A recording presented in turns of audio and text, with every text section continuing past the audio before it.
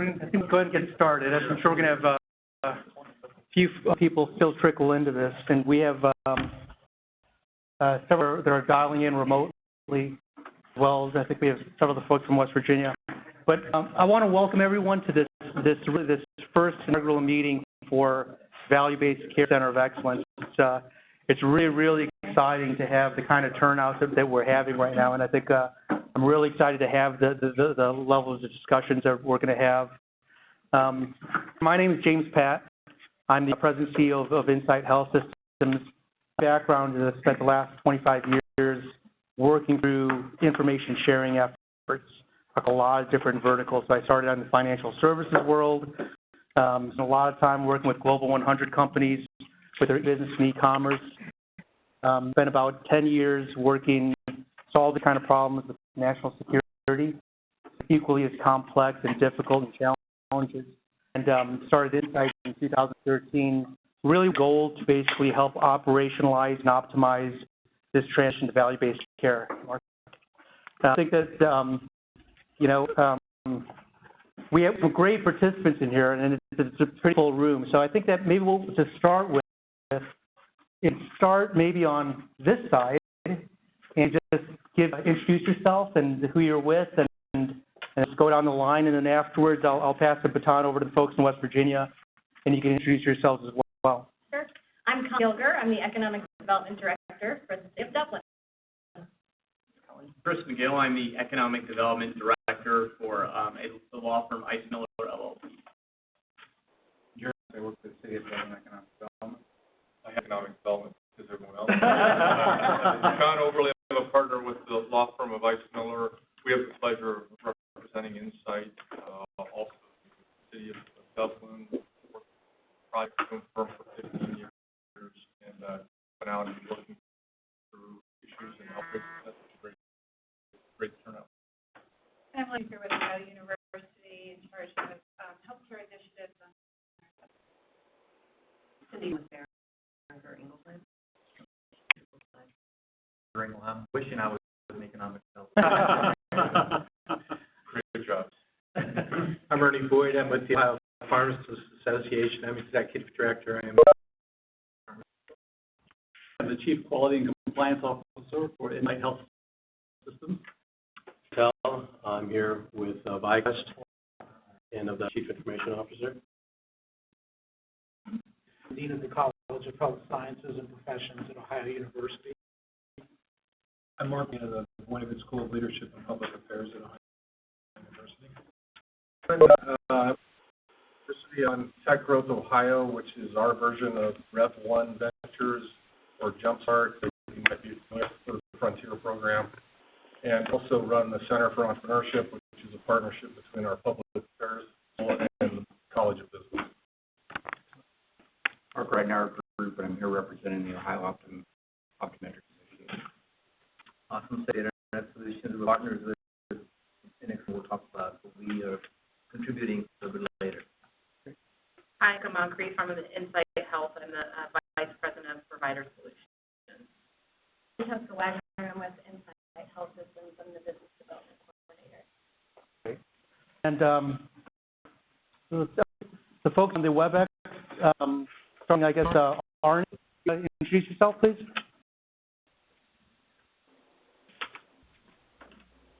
West Virginia School of Osteopathic Medicine.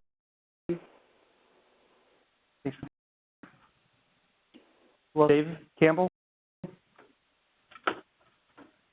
Campbell with the West Virginia Health Improvement Institute. Steve. Yep. Sort, CEO for the Robert C. Byrd Clinic, the Faculty Practice Plan for the West Virginia School of Osteopathic Medicine. Cool. And I think with Jeremiah. Yes, Jeremiah Samples. I'm the Deputy Secretary for the West Virginia Department of Health and Human Resources. I oversee Medicaid, CHIP, and our Bureau for Public Health. Thanks, Jeremiah. Is it also on the WebEx? At this point, Cormac, are you on the call at this point? No? a few other folks that will be joining us as well. But again, I'm really thrilled with this initial turnout. Agenda, I know we're going to try to make this very succinct and have some follow-up items, but the agenda on the screen right now, I'm going to work through this pretty diligently. The goal here is to make this collaborative, obviously, right? So any discussions, any comments, any editorials that you have, please let's try to make this very fruitful for everyone. But why are we here? So obviously the U.S. healthcare system is going through this major transformation, right? Moving from this fragmented care, volume-based model to this value-based care, patient-centered, coordinated care model.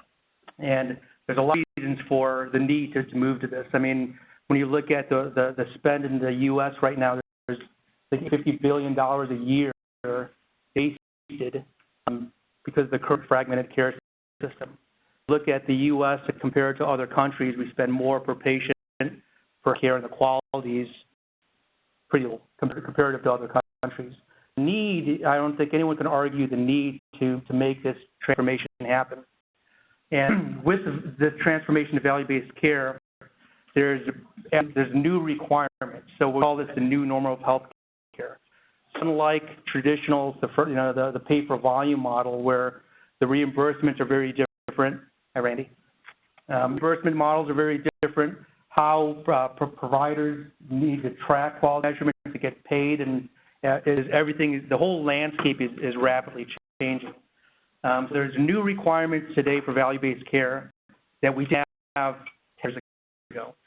And what's important is because value-based care is the line, and these are new requirements, how do we effectively operationalize this movement to value-based care, right? And we're not going to get there by relying on we did things in the past, right?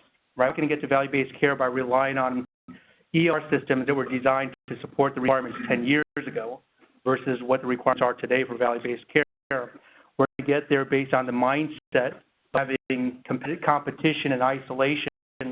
It's around collaboration at this point, right? So when you look at the objectives for value-based care, what's important now is, again, there's new requirements of value-based care, and ultimately it's around facilitating multi-user interoperability of patient. And when we talk about interoperability, it extends beyond what we traditionally have thought of interoperability, which, today a lot of folks think, well, I've got one EMR system, they need to talk with another EMR system. That's certainly part of interoperability, but to truly operationalize value-based care, we have to redefine that. So interoperability now is more than just ER to EMR integration. We have a high-risk patient that has a care team of providers, and some providers belong to very large, sophisticated health systems, but some providers may be small, dietitians or chiropractors, dentists, optometrists, pharmacies, whatever it might be, and we have very different levels of technical sophistication and systems in place. The challenge is to move to interoperability to value-based care is sharing information from system to system, sharing information between different levels of technical sophistication and users, right? How you have a chiropractor that doesn't have a system affect their information with a hospital system that has a very sophisticated system that's part of this, right? In the redefining interoperability, it's beyond, all the factors that help us identify the true risks and the true needs of a patient. Right? The game with value-based care is identify where the high-risk, potential cost patients are, and be proactive and preventative to prevent them from in the hospital. Right? Let's spend a little time up front to, again, be preventative and alleviate those costs. So that identifying the high-risk, high-cost patients, we have to look beyond the core information. Clinical data sets might make up, 10, 20% of the health determinants, but you also have to look at social determinants, the environmental determinants, the behavioral determinants, right? Part of the challenge with transformation to value-based care is all of that has to work, has to be through.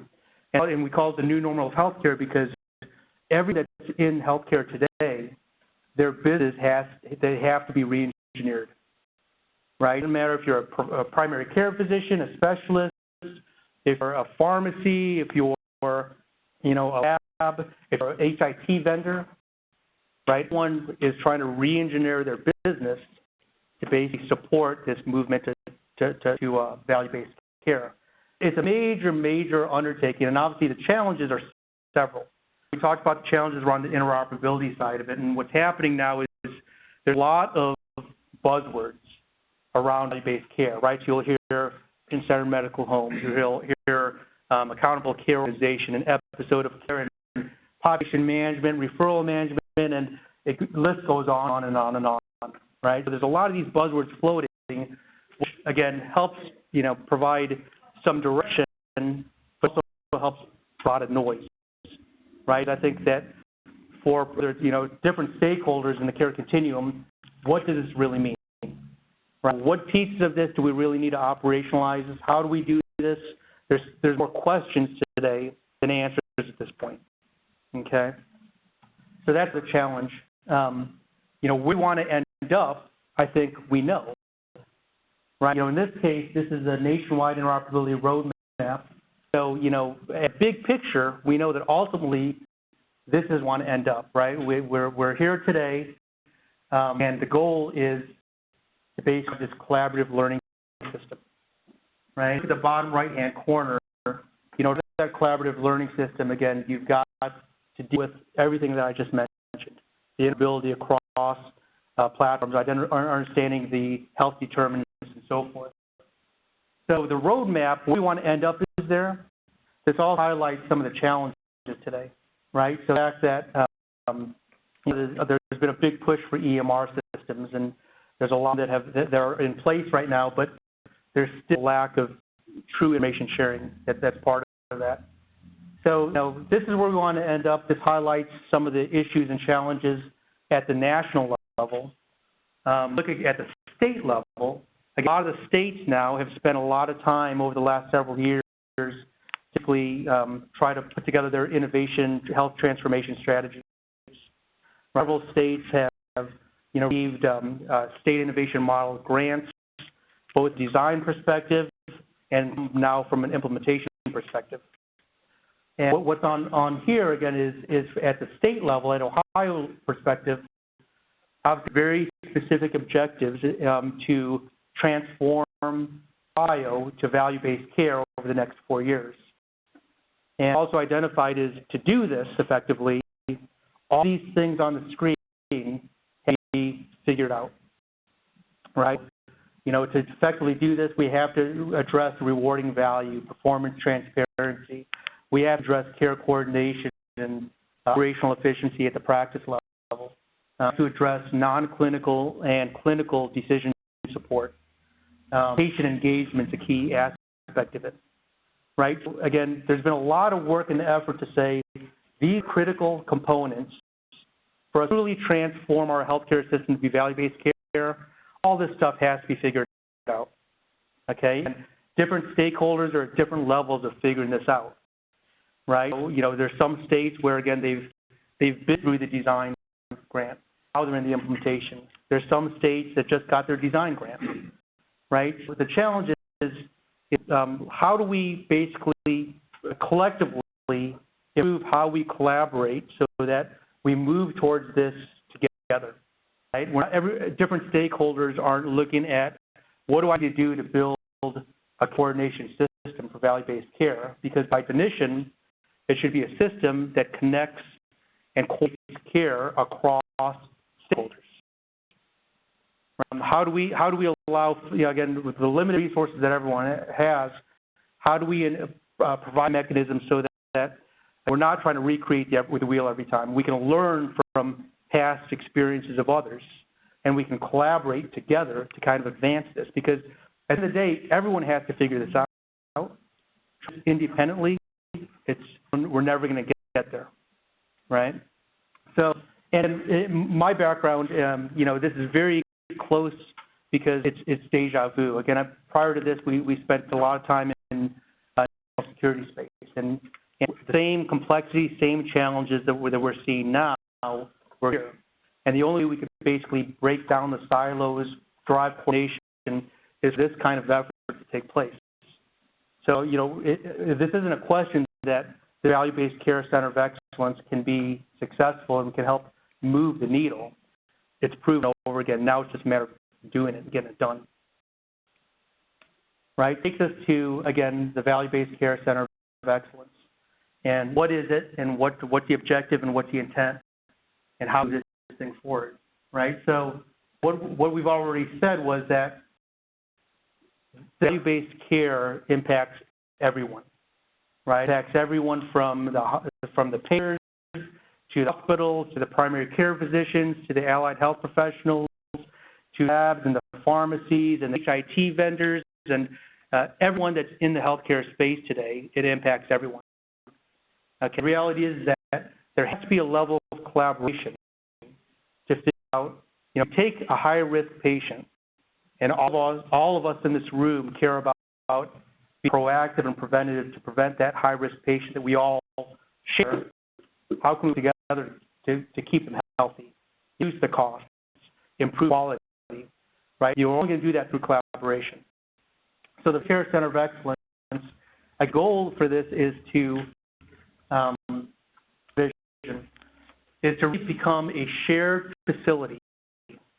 Okay. It's not a facility that lobbies to any individual stakeholder's perspective, right? Very, very important, right? It isn't about, I'm going to try to promote the interests of the payer, or promote the interests of a primary care physician, or promote the interests of a specific vendor, right? It's about having a shared facility that provides leadership, best practices, research, support, training, and all this collaboration, this cross-sectional interdisciplinary teams to be formed to collectively collaborate on how they can solve some of these problems, right? What technology and what kind of interoperability, what kind of patient engagement and provider engagement, how do we kind of build this together, right? So that's the goal for the Center of Excellence, is to basically be a neutral facility so that all the different stakeholders can come together and find where can we start, right? Right now what happens is that, in most cases, because of the way that the environment is right now, is they know much about the other stakeholders. So the first impression is it's competitive. So keep the data. Let's keep the information close to the vest. What it takes is finding. You can't boil the ocean. You can't change things overnight. You have to find an easy common ground. Where's a fig leaf that ever says this is where we're going to start, right? And then we start someplace that's not threatening to everybody. They can expand on that collaboration and process that's going to take place. So that's the goal for this Center of Excellence. Is again shared leadership, shared facility. We can collaborate, build teams. Those teams are, again, cross-sectional, cross-functional, so that as they build out solutions, it's a viable solution that can be repeated over and over again. Okay? So that's the vision. Again, the mission here, again, I just stated, is the ability to foster and facilitate the creation of these cross-organizational disciplinary working groups. And these working groups can basically identify a topic and identify a problem statement, and the teams work collectively together to solve, to figure out how this could be best addressed. There's solutions that can be demonstrated to everyone else, best practices that can be recommended. Again, now everyone's not recreating the wheel. They can basically learn from everyone else's experiences. Yeah. The strategic goals of the Center of Excellence are listed here. So the first one is, again, provide leadership for the industry in advancing value-based care initiatives. Great about this, even this first meeting, and there wasn't a lot of prep time for everybody, but it's really exciting to see that today we've got representatives from state levels, representatives from city economic development. We've got, payers, we got providers, we got a lot of associations representing federally qualified health centers, representing the pharmacies, representing optometrists. Have EMR vendors that are here at the table as well. It's great that, just even from a starting point, we're this cross-sectional group, and the goal is to provide leadership for advancing value-based care. Collectively together, we can provide tangible and demonstrable solutions and best practices. The enhanced collaboration between stakeholders provides clear and compelling value to all the members. Right, all the members. So again, we're not lobbying for one interest over another interest. Anyone who participates in this, they have to be able to define what can I get out of this and what's my value. Right? So that's that big aspect of this. The goal for this, again, is to attract all the healthcare stakeholders that to come together to solve this issue. How can we can attract them all? And part of this is ensure that the resources required to keep this effort going, to foster the collaboration, to work these issues, that they're necessary resources that we can that can be maintained from a human and financial perspective, and achieve significant social impact through care initiatives.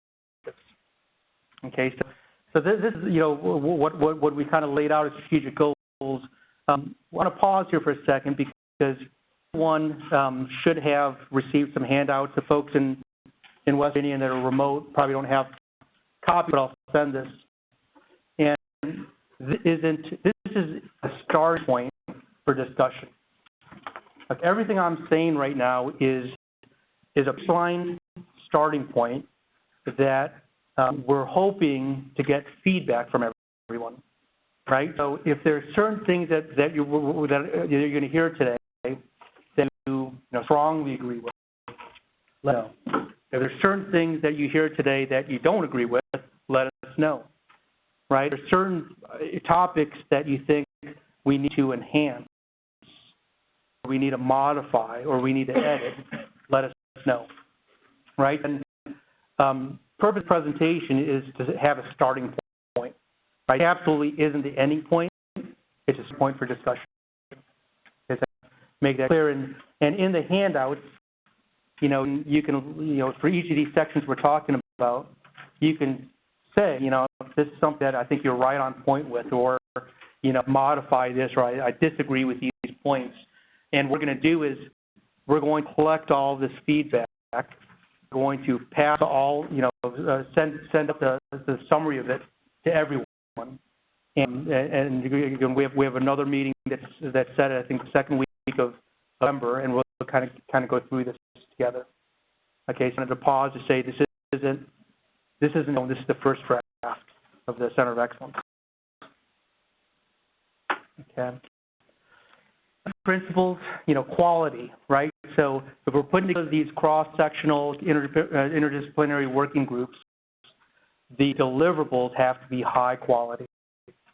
Right? So the ability to work through technical issues and come up with real solutions, the ability to recommend best practices and protocols for overcoming some of these issues, the work deliverables have to be of highest quality, right? And again, we can ensure that will be the case by having participation from everyone here, right? Making sure that there's a lot of checks and balances here, and everyone has a seat at the table.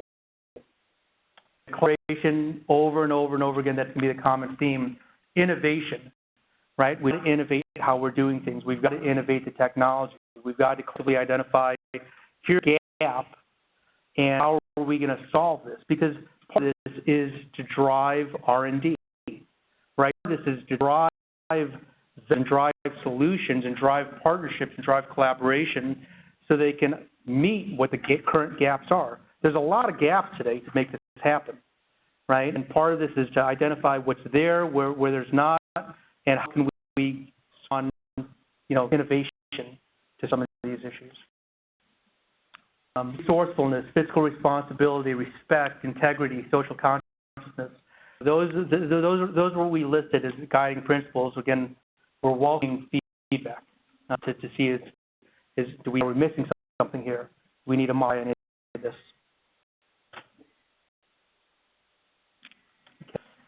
From the strategic areas, from the Center of Excellence, at a high level, I really summarize this three. Okay, the first one is from a growth perspective. So being able to, again, organize this, be able to identify topics of interest, being able to develop working committees where they collectively can work through the process to identify where the gaps are, recommend what the solutions are. Being able to take that and run this outside of just those participating today to, again, all the other stakeholders that should be in this meeting today but aren't. Right? Growth is it's really, really important. Membership, and I'll talk about the proposed membership model and what we use, again, in the national security space, again, as a starting point. But again, membership, how do we basically take the vision and the mission of this excellence, and how do we all work together to basically expand on this, right? So membership and then funding is the other aspect of it. And again, slide that talks about, how can we fund our collective efforts? How we provide platforms so that everyone can take their dollars they've got, take their resource, and get $10 from it, right? You can do that through these collaborative type centers. So that's why I've listed strategic areas and strategic focuses for the Center of Excellence. As far as participants' scope, and anyone in the healthcare continuum today is going to impact it. Whether it's the members specifically that I've identified here are the payers, the health systems, primary care physicians, allied health professionals, physician providers, health organizations, researchers, associations, right? There's associations for patient advocacy groups, there's disease-specific associations, the HIT vendors, the labs, the pharmacies. One that today that high-risk patient either directly or indirectly during the patient journey should be open to be a member as part of it. We also have partners, right? Partners can be, again, the universities. Partnerships can be the state and the local agencies that are part of this. The other, there's a lot of great industry advocacy groups and a lot of efforts moving forward already, like the health information exchanges across different states. Right, those great efforts. Now it's just how, again, we're certainly not competing with those efforts. It's just tie those together, identify where the gaps are, collectively work together to basically strengthen and improve on what those gaps are. And from a partner side, any of these collaboratives or health information exchanges, account care organizations should be partners of this as well. Financial supporter side. You talked about where we think we can get the support from a funding side. I think it's largely going to be from grants, from endowments, from donations, and there's a lot of groups out here that want to make this a reality. There's a lot of funding that's floating out there. Be able to have a coordinated effort like this will help us more easily fix some of that. And then member dues is another aspect of that I'm going to touch on. Okay. So get into the organization aspect of it. Just want to kind of pause and see if, is there any questions or comments or thoughts about what you've heard up to this point? We're on track to do something pretty exciting. I'm either do a good job or a really bad job. What is it? Okay. James, you talked about just start the discussion a little bit. Yeah. There's the key people in the room that you've listed. The people who be members are people who state, the state's going to play a role, they care about this, the state's doing other things, and they can use this as a tool to help them achieve some of the goals. You know, the state has seen, I think, reduction in Medicaid spending, I think it's $2 billion for the current years. There's been progress, but they need help.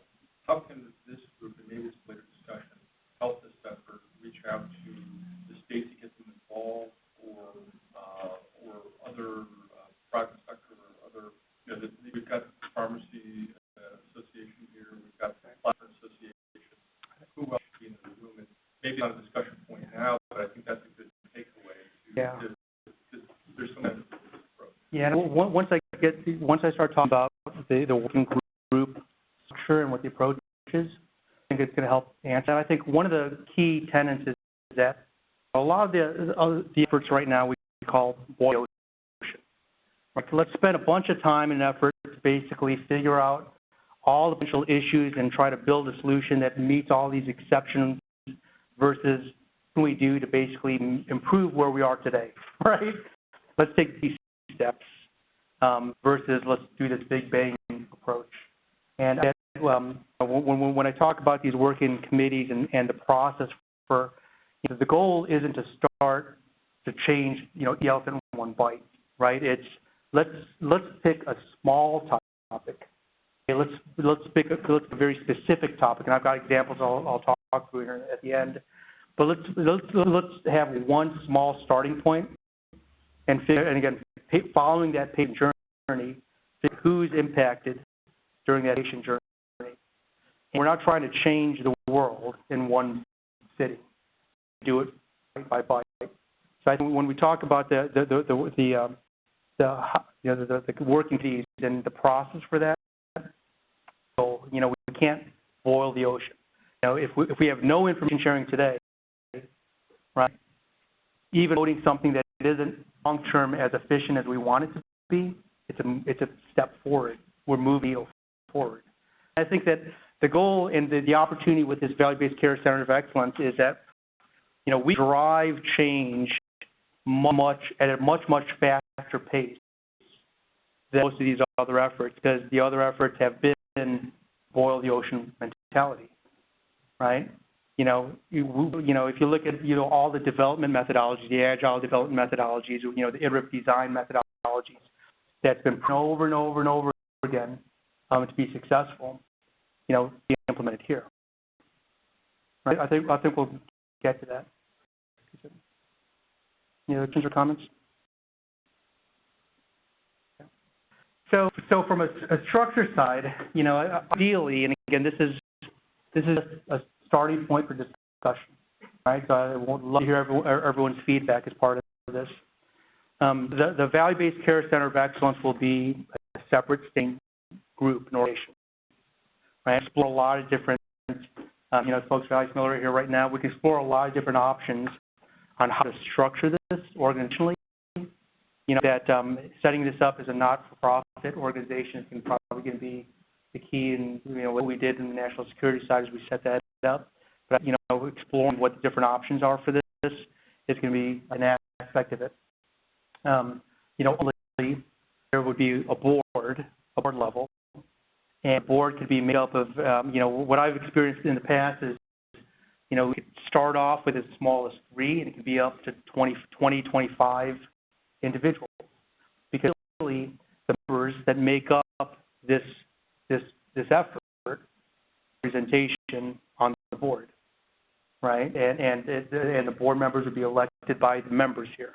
So the board is a great cross section of the stakeholders here. Okay. Ideally, there will be an executive committee for the Center of Excellence, right? And it's, you know, so the typical structure, the president, the vice president, treasurer, secretary, but then largely what this is this group is a facilitator, right? So you know, when we talk about the work groups here at the bottom, those work groups have to be managed and facilitated, right? And that's again, that can be part of this group. So a board executive committee, 3 initially, and obviously this will grow as we go. Initially 3 committees: a membership committee, to basically kind of expand how we can get the word out and drive membership. Funding committee to explore different ways we can fund this through grants or membership dues or endowments or donations. We have work groups, and that's really the key, is the work groups, right? That's where the important stuff gets done at work group level. And work groups, each group would have a chairperson. Each chairpersons would be supported by a project manager from the Center of Excellence. So standard, consistent way that all of these projects are looked at, is documented, and moved forward, right? So we're again recreating the wheel at this point. There's some quality between that. You see these work groups could be made up of multiple working committee members. And again, really it's a cross-sectional, interdisciplinary makeup of working groups. And depending on the topic, those can be, a 5-member working team that asks over a 2-week period, or a working group that has 30 people that last over a 2-year period, right? And so these working groups, again, what's going to happen is that each of these working groups starts with a specific topic, and there's a lot of legs that grow off these things. The management, that can be really important. So overall structure, this is kind of what we've worked with past. We know it works very well. Again, it's a starting point for here, and we're looking forward to hear everyone's ideas and suggestions as part of this. To get this started, obviously, there has to be collaboration to form this piece of it, right? Right now we have a lot of needs, right? A lot of needs as far as, a board representation, executive committee representation, folks that want to basically recommend topics or chair topics, organize. If you want to be part of a working committee, if you want to help chair or promote either a membership or funding committee, there's a lot of needs to get this to happen, right? So again, one of the things we're looking for here is for everyone to basically think through this and see, this is where an area of interest for me. This I like to play. This is the level I like to play in, right? This will just continuously grow and grow and grow and enhance. So we've got snowballs at the top of the mountain. We need to push that thing off that snow cap, and as it rolls down, we'll get bigger and bigger and bigger. That's kind of where we are at this point. This is a starting point discussion, and we're looking for your participation, right? For that, and if there's again folks that aren't here, they want to recommend and should be part of this, invite to our next meeting. Get them here. We can work out. Everything here is recorded. All the materials are going to be available. I'm going to set up a site where everyone can get access to it. So it's to kind of fill this even from an interim perspective as quickly as possible. And, yeah. I'm curious about the scope. Obviously, West Virginia is with us here. Are you thinking of this as a national effort or regional, or just curious what the scope is? Yeah, I think that having, the whole country is faced with the same issues and challenges, right? If you look at just the State Innovation Model Grant, right? Ohio's been fortunate to basically get their design grant and work through that up front. Now we're in the implementation. A lot of states now are getting their design grants. So, and how do we, is there an opportunity to make this national scale? I think absolutely there is. We're trying to solve aren't just problems in Ohio or problems in West Virginia. I'm not sure if you call her or not. John McCormick is the National Association of Physician ACOs. So it's about 30 ACOs across the country. Okay, they're all faced with the same issues and the same challenges. So the goal is I think that we want to start where we make an impact. Ohio, we can start here, we make an impact, but I think very quickly what's going to happen is this is going to be a national effort. Okay.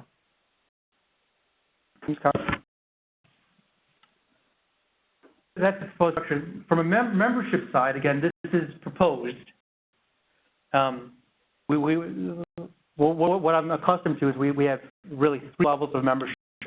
Okay, at the base level, what we call is an associate member. Okay, one of the things we don't want to do is exclude anyone, all right, include everyone, and individuals can participate. The associate members, and again, we can define this, what we're accustomed to is those of non-profits, or not-for-profit associations. There have been government agencies, those have been students, those have been, folks that want to participate, they're interested parties, get their feedback, let them observe. That's an important thing. The associate members, at this level, there's no cost, no charge. Okay, we exclude anyone, but there's limits to their involvement as well, right? So an associate member can't be on the board, they can't chair a working committee, they can't do some things that we can kind of discuss. So that's the member structure. The bulk of this is going to be membership driven, right? Membership are, can be for anyone, individual, corporation, company. If it's a, sole practitioner or a hospital or whatever it is, pharmacy or a lab, it's big revenues, right? And the lowest level we had $1,500 at the high annual dues. At the high level we had $7,500 annual dues. I guess starting point for discussion, but again, this is what we've been accustomed to before. Again, it's relatively a small amount to participate. I think we have to do some financial assessments around this, but in healthcare space, a small like this can help sustain the Center of Excellence for the future. And the third member part of membership is the sustaining members. So the sustaining members are for those corporations that really want to show their deep commitment to healthcare transformation. And they show their deep commitment through an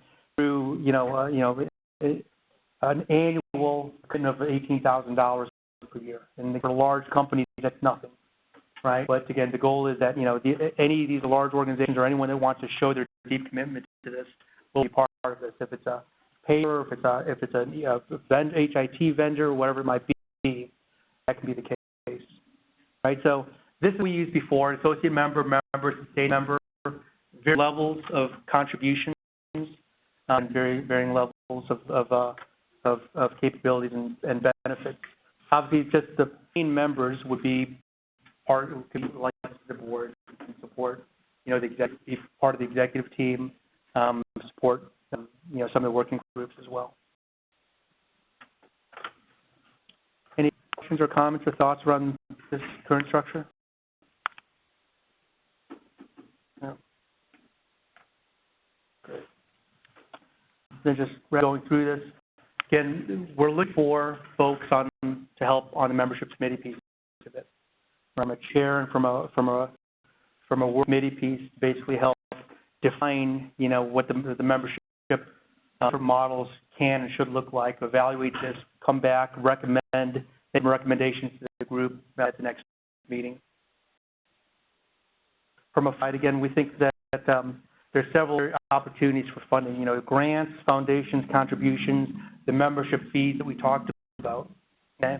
And then the last one is service contracts. And what we found out we did this in the national security side was since we're building best practices and since we're building viable solutions, and there's other folks across the country that are with the same issues and challenges, right? There's an opportunity for organizations to basically come to the Center of Excellence and say, I want to do this project, and I want, since you have this cross-sectional, group working together, and you have this process working together, can I use this topic? And we use our resources to basically fund this effort. And one of the things we saw, again, that wasn't part of the initial plan, but it certainly became a very strong reality, because what happens during these collaborations, you have working teams that are working together, right? An outside group can say, I've got, this requirement, and, instead of us trying to recreate this stuff, let's, investment here, you guys put this out. Any members can help work together to satisfy those requirements. So I think long-term, we're going to see that happening. Near-term, that's not going to be a strong part for the funding, but long-term, I've seen this happen before. Okay, so this is really the meat of it, is the working committee process. The process that we're recommending is really a three-part process: inception, formation, and execution. Right? From an inception perspective, you have, any of the members, okay, can propose a topic or propose a problem solution or statement. Anyone can say, I've got, here, I'm a pharmacy and I want to be part of a PCMH model, or I'm an FQHC and I want to, optimize the incentive for this chronic care management initiative, whatever it might be, right? So it can recommend a topic here. Topics would be utilized and distributed Center of Excellence to all members. Members can basically see what topics are being proposed, and they can basically, determine their interest level or rate their interest in participating, and basically be ranked back. Anyone can contribute, and the members, as they provide their expressions of interest, may also say, hey, I will definitely want to be part of this. I think it's important that I don't want to be part of this, or I want to chair this group, or what it might be. So that's the goal. So those that rank highest, then we can move on to the formation. And formation side, those members have expressed interest, then could be, again, there would be a separate meeting that brings back that topic, and only has expressed interest. And the members then elect a chairperson for that topic. Okay, they determine who is part of that member team. Okay, you can recommend a topic. Those interested, they can work together to identify someone that's going to lead the effort, and those are going to contribute to the effort. Okay, I mentioned earlier, each project would have a project manager that's assigned by Center of Excellence. So again, the goal is that there's a consistent way to make these projects, right? There's a consistent way to basically document the case studies. There's a consistent way to basically do recommendations to the best practices, so that ultimately all this stuff can be put into a knowledge repository that can help drive clinical and non-clinical decision support long term. Right? It's important to have that kind of a consistency across team members. And then this project manager helps basically just helps facilitate the meetings, to facilitate the discussions, helps capture that information. The chairperson will determine the appropriate team size, team makeup, and then the teams, again, ideally will be cross-functional, right? So to your question before, whatever topic is, they can say, okay, for this topic, who are the stakeholders that are really touching this, right? And reach out and get them involved, right? So every topic can be a different set of stakeholders. That's from the formation side. Last part is the execution of this, right? So now we've got the project, the teams have been formed. Now we need to execute against this. And the teams would have a person and would have a project manager to be have meetings with the group to identify what are the milestones that we're going to go after. How are we going to manage this? What frequency of our meetings? How are we going to accomplish this? From a technical service practice perspective, and is that throughout that period of execution, the ultimate goal is to have a system that's demonstrable, right? The other great opportunity here is that in addition to this being a collaboration center, this is a shared demonstration center. And this is really exciting because all the vendors and all the different stakeholders that want to basically build their solutions to help meet needs. Now they showcase those needs. And you've seen this happen before where, it's an impetus where, you have a handful of vendors, like the early EMR vendors that say, we show how we can demonstrate interoperability. I want to show how we can incorporate clinical and non-clinical decision support. We want how we can integrate behavioral with clinical information sets, whatever it might be, right? And they have a platform to actually showcase that. And you know, when we talk about, is this a local effort? What we've before is that people across the country will want to come to that demonstration capability center and see it working, see things in action, okay? And usually what happens is that drives, those are demonstrating the capabilities, that drives RFPs towards them, okay? So that's an important piece of it. And quite frankly, what we've seen as well is that that can help drive fund agencies, whether it's federal agencies or state agencies, to say, anyone wants to receive part of this grant, here's the messages we want to see implemented, right? So this could actually become staples for driving grants, having uniformity, you know, across this piece. So at the end of this, the goal is to have a solution that's demonstrable. Again, the case studies that will be captured in a consistent fashion, the best practices, all part of a knowledge repository. Any stakeholders, any of the members can leverage that knowledge repository for their own, again, advancing their own R&D efforts, advancing their own causes and their initiatives, whatever it might be. Okay. Comments or thoughts on this process? Man,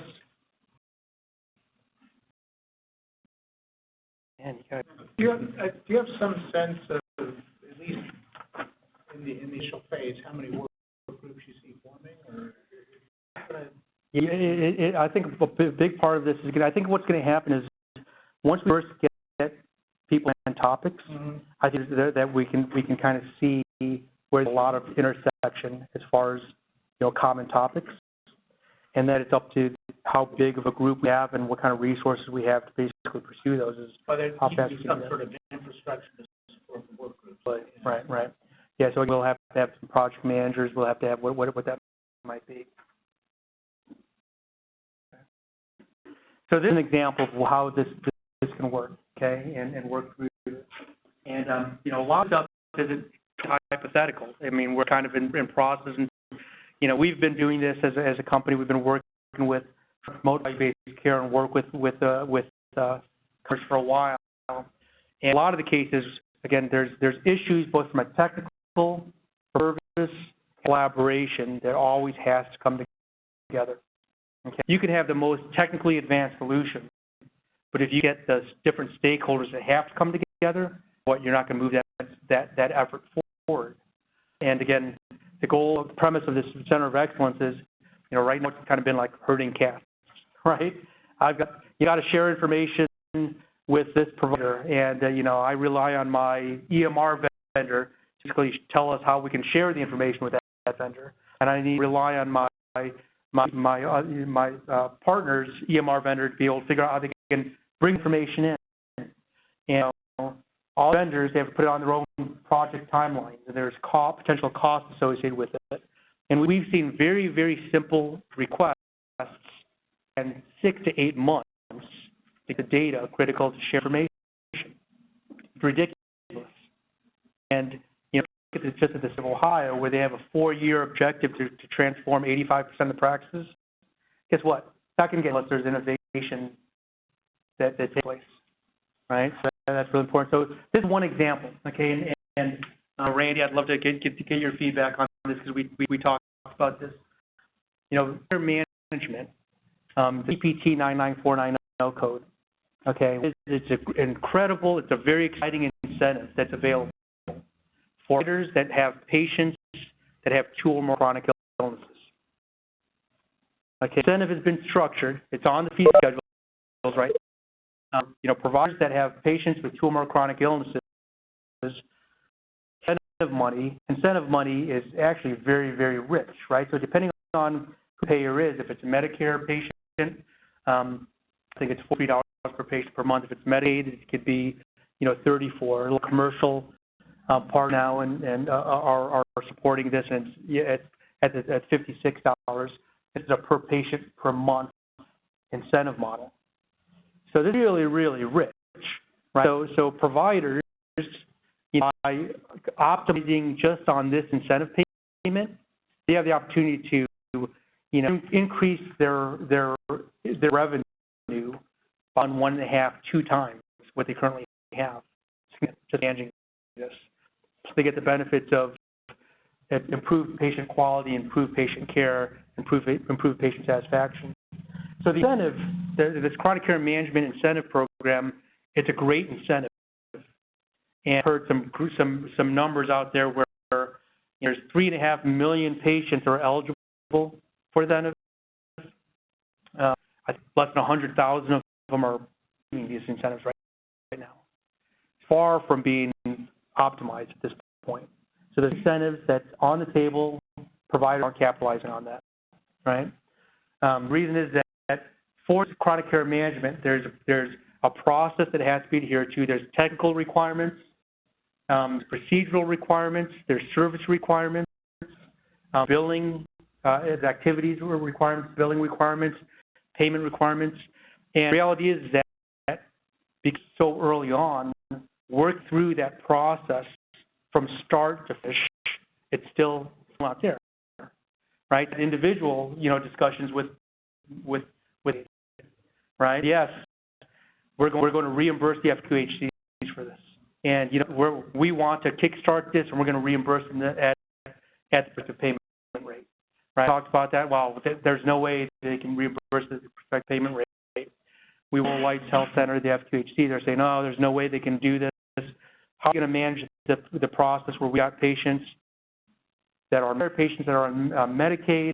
How do we manage this? So, again, the incentive is out there. The procedures to how to actually get this done still work in progress, right? So one of the first opportunities, I think, is this. This could be a great project that's let's develop a working team that says we're going to the OACHC and FQHC, and then Dr. is recommending has sort of said if we want to be happy to be the driver of this. The interactions with Ohio Medicaid, their interactions with different EMR vendors that are supporting the different FQHCs. Right? Part of that is information stored in the certified EMR. There has to be things that come together to work through the end-to-end process. Okay, so to do that as a team, we can get that done very quickly. Right, and that's one of the projects. And from here again, there's a lot of arms and legs to this. Right, so this could be one work that basically says let's create the end-to-end process flow for CPT 99490 code. Okay. I'll kind of build on top of that. Here's one social services requirements. We've heard this over and over and over again. Right. So right now, if you work with different patients, they may have their own pocket of social services they recommend and refer their patients to. Okay. And I think the goal here is, if on number one, we have potential patients that have 2 or more chronic illnesses. Okay, so first subgroup, we're going to say, here's the patients. Now we subcategorize those patients. Some of those patients have, poverty line. Some patients have not had a job for the last year, right? Some of these patients have behavioral health or development disability issues. Some patients have diabetes. Some of these patients have heart disease, whatever it might be, right? So if you take each of those can be separate task forces and work groups. In this case is, we do a needs assessment for a patient that is low income or below the poverty line. What is that needs assessment survey? What are the questions that we should ask, right? Based on understanding what the needs are, who are all the different social services that we can that patient or that patient now can be referred to, right? Just talking out loud, if it's a patient that is has a job for 12 months, well, some of the risks are they probably can't afford medication, right? Being able to link them with service like the patient assistance programs where those patients can qualify and get medication at lower cost or no cost. we'd be a connection point, right? If they had a job for a long time, refer them to food bank services, referring them to organizations to help them with resumes and finding jobs, right? They're all social services piece of it. One thing that we haven't seen is that there's a lot of organizations doing creating momentum to help with specific efforts. Right? The point is, infant mortality is a big issue, right? Columbus Public Health on their infant mortality issue. There's groups out there that independently have gone out and they said, we want to help solve this problem, and we're getting donations and funding. And one group specifically, they're taking donations and they're providing mothers of need of a crib that can't afford a crib. They're providing the crib. Again, we have groups that are forming under everyone else out there. Right? We create a social service registry where anyone can basically register their services. That's important because when we brought that up to Columbus Public Health, they weren't aware of that group was out there. So it's just connecting dots in a lot of places. So I know just from discussions, this would be an excellent working group. That's how do we assess the needs? How do we basically centralize the social services that are available to them? And we basically do the links, the referral management, so that patient, here's the need, we can refer them to them. A question or add one more example. We worked with the City of Dublin to write a grant for the Dublin patients to basically connect behavioral health and geriatric patients. And ViaQuest, you were part of writing this grant as well. But although we weren't awarded the grant, I think using the Centers of Excellence would be a good mechanism to do that work. But essentially, the goal was connecting Dublin Springs Hospital with Dublin Methodist, with the ViaQuest, with even the Dublin Rec Center, all of those different services that the same patient population was using in Dublin, but nothing connected. And so providers are not getting that holistic approach to healthcare for the patient population. So that's an example we might be able to do and leverage here. So on both of these examples, I know exciting topics. We've already kind of been floating. We already have several folks who are saying, we want to be part of that team. We want to be part of that working group. We want to be the guinea pig to basically get this stuff together. So these are two very real examples that let's kind of move right away. Another example of this is behavioral health patient protocol. So again, from number one, let's identify here's an eligible patient because they have two or more chronic illnesses. And by the way, one of those chronic illnesses, they've got developmental disabilities or mental illness, right? So as part of chronic care management, there are care services that have to be performed, right? To bill and collect chronic care management, number one, 20 minutes to be spent on each of these high patients. The question is, if care coordinators ring out and spending 20 minutes with that higher patient, we'll accomplish during that 20 minutes, right? So another great opportunity is that, again, we're using this as an example, behavioral health, working potentially with ViaQuest to say, or with state or other groups, NAMI or whatever it might be, to say, for a behavioral health patient, here's the protocol that you followed. These are the things to measure, right? Being able to have separate working groups to take a narrow slice of that. Right? Again, if you start with just number one, that expand into a lot of working groups, right? You have a working group to basically build the protocols and the patient protocols for, and that's diabetic, that has diabetic, has hypertension, low poverty, whatever it might be. It can be separate tracks. And again, the value here is that you have correctional groups coming up recommending those protocols. That puts in a knowledge repository. A knowledge repository can be leveraged and repurposed over and over and over again. Okay. Those are real life examples that we're very intimate with. I'm sure there's a lot more of them, but that's an example, right? These we could develop working teams, right? Okay, for number one, you know, who's critical, you know, could be part of that working team. Well, we have some, you know, Medicaid, you know, the have to be at the table because everyone's defining, you know, the and the process and the procedures, right? Having obviously the FQHC, the FQHC's EMR vendor, right? The HIT vendor supporting this. You know, those are critical stakeholders. So for this to effectively be accomplished, we can develop those working teams. There's strength in numbers, which is really, really neat here because when we dealt with on the national security side, just like here in healthcare, you know, a lot of different vendors, a few of them have predominant market share, right? So now you have, you know, how we get this vendor that has predominant market share typically play easily with everyone else, where in many cases, you know, we call it the 800-pound gorilla type mentality. You know, we have a system, we want to be the solution.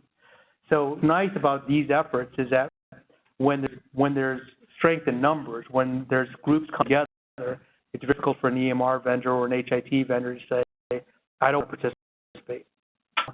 And what we see, and then it's exciting when you see this turning point, is that there's a point where I think there's going to be a lot of people that want to be standoffish.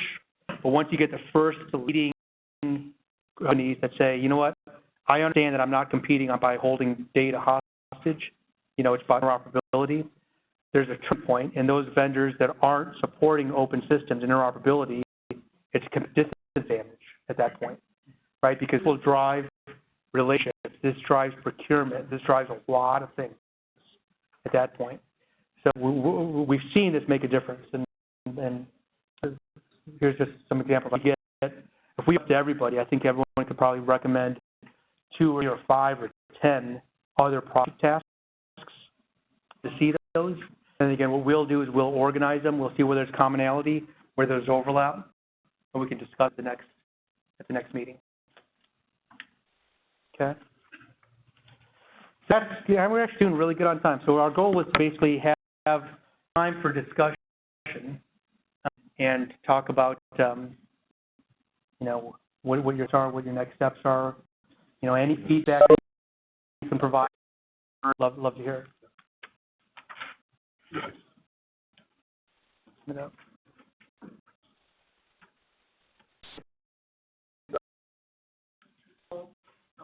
Started this, what's going on at the state level already to bring stakeholders in to they care about today, to fix today? Is that in the logical direction? Absolutely. Absolutely. I definitely would love to see that. I mean, you know, like with Ohio, they have clear objectives, and they've got the design models that they're completing right now, and you know, to get the iteration and to get those things going, this section could really help facilitate that. And actually, I had discussions with McKinsey. McKinsey will want to participate on the next call. McKinsey is the organization that's the one that State Involved grant. So they have they're very interested in participating in this as well.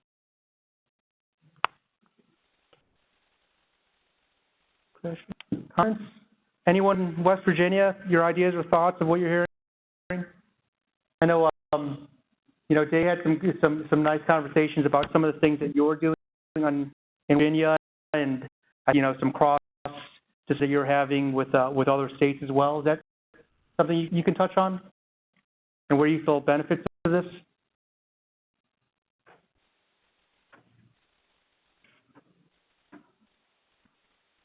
Anyone over there? On mute. You're on mute if you're talking. Steve Swart. Can you now? Yeah. Thanks. Okay, Steve Campbell. I'll just say that I think you've already said, you know, that the changes are not constricted state lines or you know, in groups. So I think you've done a good job of laying out the challenge that we all face. And you know, West Virginia is in the design phase in terms of our SIM project. So a lot of the same issues, and I'll let Steve maybe identify the practical considerations. Dave, from our perspective, interested in being involved, both from learning how others are trying to solve the situation, and then also for feedback on how it plays out at the practice level. It's something that challenges us every day. Value-based payments and payers are progressing quickly to 2017, 2018 different models. We're engaged in 4 unique contracts, value-based for performance contracts, and all 4 of those operate differently. So, any ideas on how we can do it at a state level, how we can make it more efficient, and how we can make it meaningful? We'd love to be part of the process. Wonderful. Thanks, Steve. Anyone on the call? Anyone here? I'm real excited. Work with Ray and our university on this. I think that there's so much focus on transforming clinical practices, right? So all these practices today, the focus, we've been doing things forever. Now we've got to do things differently, and we've got to figure out how we're going to transform that practice. And there's a lot of time, there's a lot of focus on that, right? The whole station model grant is on that, right? How we move that. You discuss a lot is that, in addition, concurrent with that, this is a new normal of healthcare. So it's coming in the space. Anyone that's a student that wants to be a physician, that they have to be trained on the new normal of healthcare, right? It can drive change behavior, can drive and we have to look at it from both sides of that. How do we the folks that are here doing a certain way? How do we help them transform? But if it is, how do we help prepare folks that are coming into the space have the right education, the right tools, and the right mindset to make the decisions, right? Like their coordination, that's a huge opportunity now, right? So those folks go into school saying, I'm to identify where I want to take my career, right? Your opportunity around nursing and care coordination, care services. Primary, my whole family's in medicine. My dad's a primary care physician, my brother's a primary care physician, and so forth. And, we've had endless conversations about how, the primary care physicians, PCPs, they're working hard as other specialists, and they make a lot less, right? And we've been doing value-based care forever. We just haven't been paid for these things forever, right?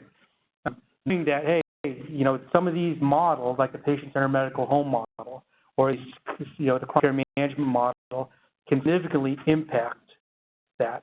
So your income is at par as everyone else. They make a big determination. Medians are determining, what area especially do I go into based on income levels. They're going to want to know about these kind of things, right? Some really neat opportunities. Working with the universities, working with the government agencies, working with everyone in this really kind of make some of these things happen. And again, it's the opportunities are endless, right? We can look forward, how we can transform practices, backwards. We can start with a payer perspective. We can start wherever you start. I always call it like it's like a pond. You drop a pebble in the pond, and the ripples meet all the edges. That's kind of what it is. So the goal is how many pebbles can we collectively drop in this pond? We can tackle this quickly. Yes.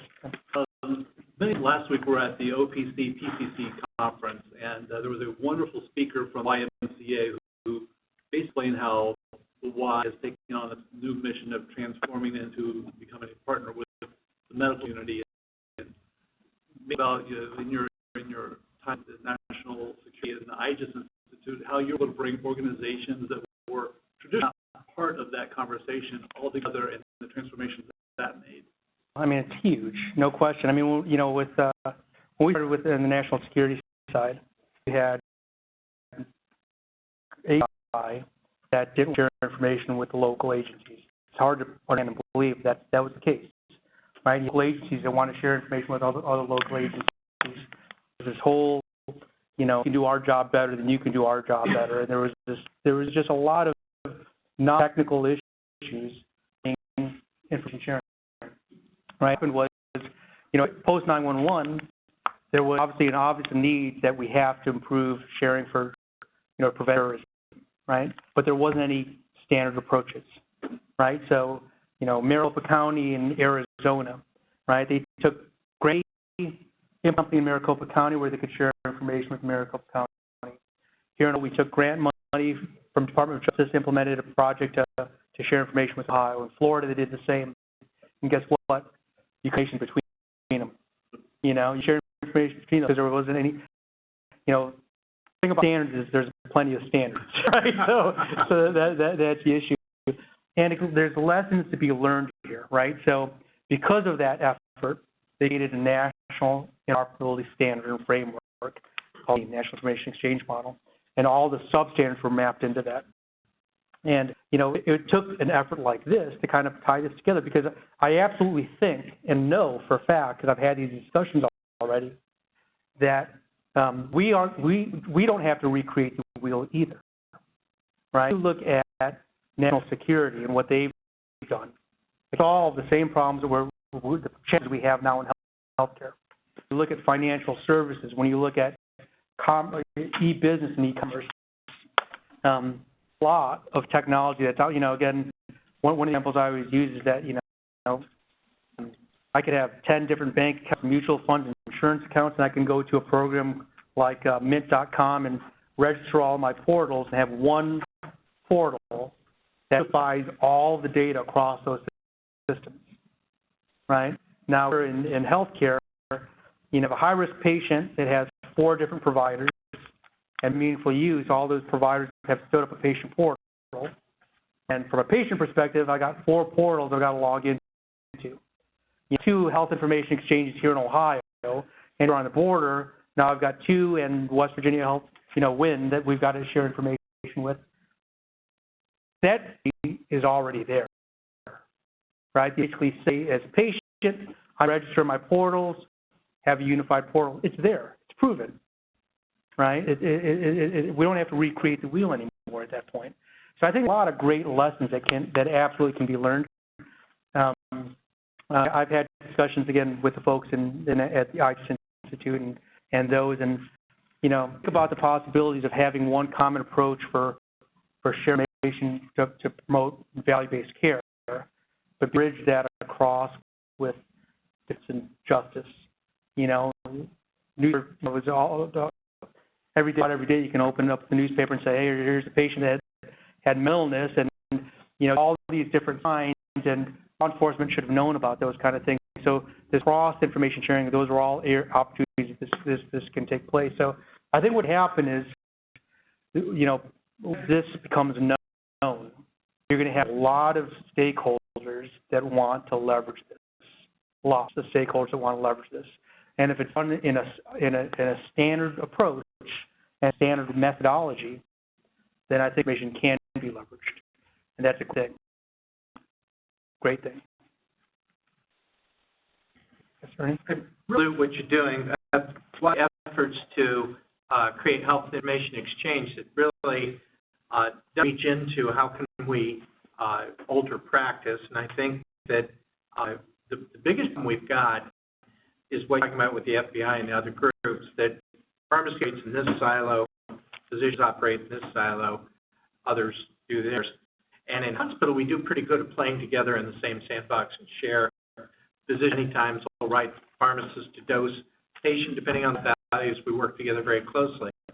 And, you know, I'm looking forward to this. I don't think most physicians realize that 1/3 of the scripts they write are never filled. And if the pharmacist were able to, when the patient comes in and says, I can't afford the copay, instead of getting it back, contact physician and say, we've got a problem here that's going pretty deep, because we've had patients that refuse their transplant drugs. The copay is so high that they'll take the other 8 drugs and don't do a thing to keep their transplant. That makes no sense. And so I'm anxious to see what we're able to do to try to get all, the same. That's great. Thanks, Ray. Good. Any other comments or thoughts? Can I ask a question to the group? Are there any glaring omissions from the representation you've seen on the list of holders or folks participating in these meetings that you considered for inclusion? Folks who reached out to are going to be at the next meeting, Jobs Ohio, the Ohio Board of Regents is very interested in this. They've got a big conference day. Are there groups you think we should consider that you don't see on this list? There was a group I heard in Cincinnati a couple of days ago that was interesting, who works with the homeless.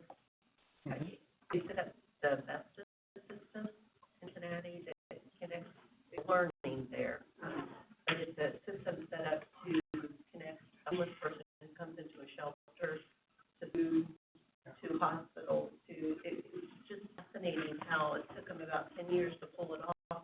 But when a homeless person walks into any system, even the ER, if it has the best system, they let the person's name up and know that the night before they stayed over at the shelter across the street 5 years ago, they got food at the food bank.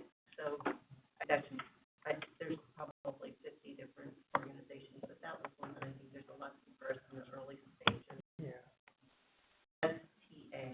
Yeah, there's so many different groups, like the Ohio Department of Health, they, a lot of population management data. We spoke with ability to link that information in to these efforts, critical, and I think that population management's being a big buzzword. I know that folks at West Virginia Health Improvement Institute spend a lot of time, a lot of the individual stakeholders here are spending a lot of time on population management. Again, there's being able to link together any of those things. Basically, the research databases that are prevalent. These research databases and systems now, we're trying to, aggregate research information for cancer or for, whatever these topics are. All those things, there's value. Again, when you look at the example you had with a chronic care patient, that can be in anything. The risk factors, what are the need factors? Who can go to pull in information to help better either provide information or knowledge or provide knowledge or services? I think it's endless, So even a CMS, is there a CMS representative? Virginia, is everybody in DC? There's Chicago, that's NLSPS. What is it? Okay. County Star Region is. Yeah. Provider organizations that are represented here. Yeah. Physicians Association, usually the hospital association. Nursing. Yeah. Take off. Okay. We're not going to answer that question, but I think this is really interesting in terms of what you're doing. Our experience is we can help. We have some expertise in system innovation and systems. Venture development, which I think would fit nicely into this in terms of essentially a launch of new ideas as well as system innovation. We're, like everybody else, that have some data analytics capabilities. So I think the issue, how do you put all these together in which what is a major venture for a lot of different kinds of issues. So we're very excited about this. Appreciate that. Thank you very much. The only comment I make is that I want to leave the framework a little looser so we can further down the road in terms of how the thing works instead of locking in essentially all of the components of this. Absolutely. No, that's a group. And again, I just want to reiterate, what I showed here was a starting point for discussion. Okay. So again, and I think we're actually, we can just wrap this up now, is that there's feedback forms that everyone has. We're going to summarize everything we get, and we're going to send it out to everyone. And I love to hear those kind of comments. So again, appreciate your support of this. Okay. All right. Good. So again, if you can take the time to give us your input and feedback, you can either leave it here or email it over to us. We consolidate the information any ideas or any thoughts or any topics that you want to talk about for this meeting, we'll bring that together. Anyone that you think that, again, that isn't here, that should be here or could hear, we'll for your help to basically continuously grow this. I mean, for the first meeting, I think it's been a phenomenal turnout. I appreciate everyone's help with that. If you can mark your calendars, our goal is that December 10th, Thursday, December 10th, follow-up meeting. Okay, send out the invites will be ideally 2 o'clock, and ideally here as well. I'm going to speak for Andy, but appreciate that. And, thank you so much for hosting this. This is very, very exciting to have your support on this. And again, I just want to thank everyone for your participation. This is very exciting. I think we can make some great things happen. Look forward. Okay. Great.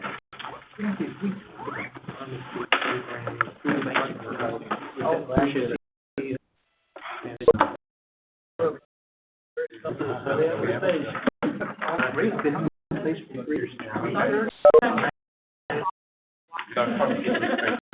Yeah, and moving along, anytime either one, leave my office. Okay. We're just gonna start at the Grand Park there at Board of Health, but it's getting there, and I don't is 50% of people are drugs around, and we get to take it right. Here's say $4 for every $1 we can.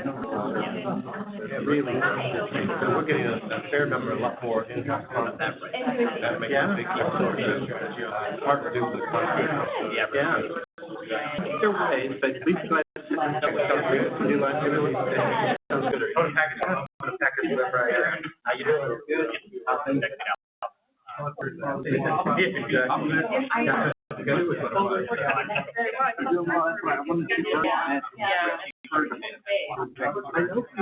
Yeah.